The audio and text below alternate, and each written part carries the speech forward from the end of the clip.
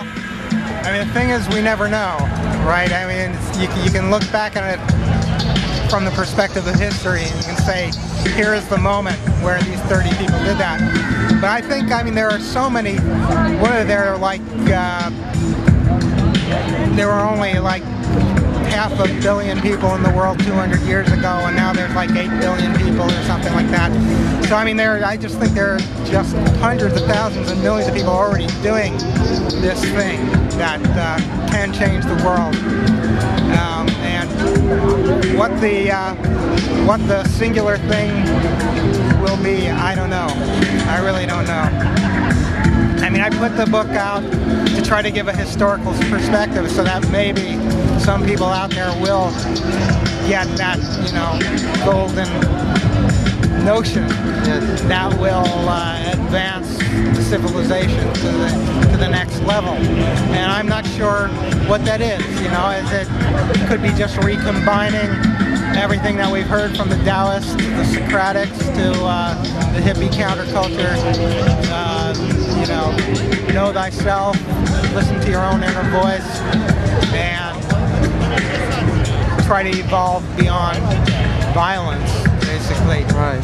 I mean, actually in my very pragmatic way, I pay a lot of attention to evolutionary psychology.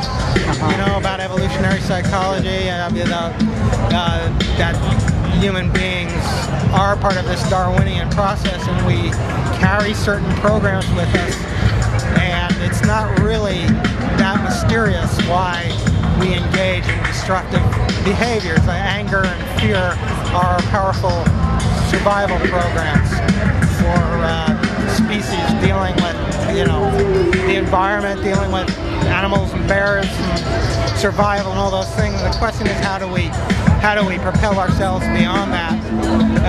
My suspicion is that Buckminster Fuller was right. And what Buckminster Fuller felt, I mean, he was a technologist, and he felt if you create a situation where we overwhelm scarcity, where it becomes infinitely clear that human beings are no longer in a situation of scarcity, the human personality, the human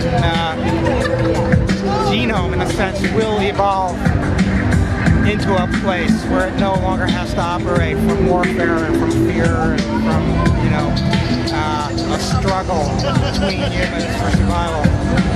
So I suspect that those answers are already back there, hanging out for somebody to pick up on them.